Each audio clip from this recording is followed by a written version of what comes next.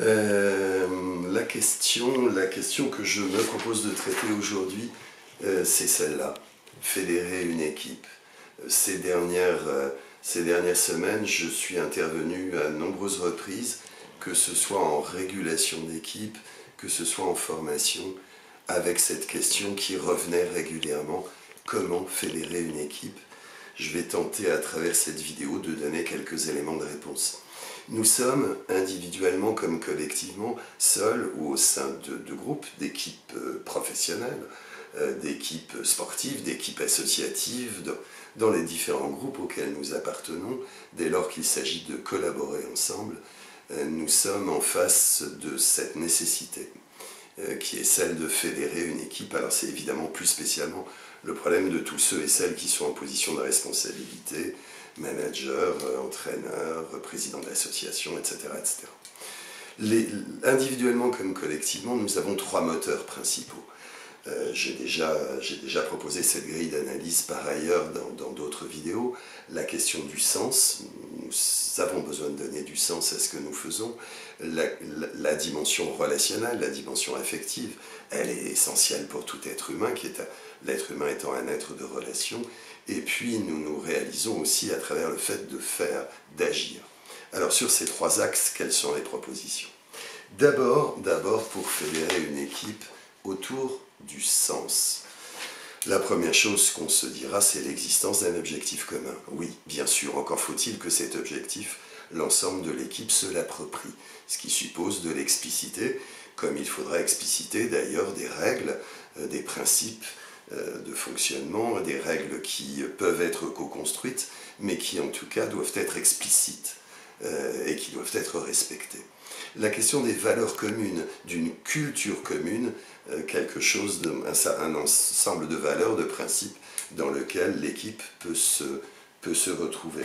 On a là sur l'objectif commun, sur les règles communes, sur les valeurs communes ou une culture commune, des grands principes du côté du sens. J'ai envie d'y rajouter quelque chose autour de la justice, de la congruence, avec des gens en responsabilité qui, évidemment, font ce qu'ils disent et respectent les règles communes. Passons du côté de la relation, cette nourriture essentielle pour chacun et chacune d'entre nous au sein d'une équipe de travail ou d'un groupe quel qu'il soit. Alors, si on est sur ce terrain de la relation, eh bien, on va pouvoir décliner beaucoup de choses. La satisfaction des besoins individuels, bien sûr, la valorisation des compétences ou des contributions de chacun qui répond à un besoin de reconnaissance évident. L'écoute est une chose importante, la gestion des conflits, l'attention qui peut être portée à chacune et à chacun, une ambiance joyeuse et chaleureuse, et puis je reviens sur ce besoin de justice. D'un point de vue affectif, il est essentiel pour chacun et pour chacune de se sentir considéré et à sa place, avec quelque chose qui peut être de l'ordre d'un fantasme de l'égalisation des places. Nous sommes égaux de ce point de vue-là, et c'est la condition pour nourrir cette relation. Troisième élément, la question de l'action. L'action, le faire.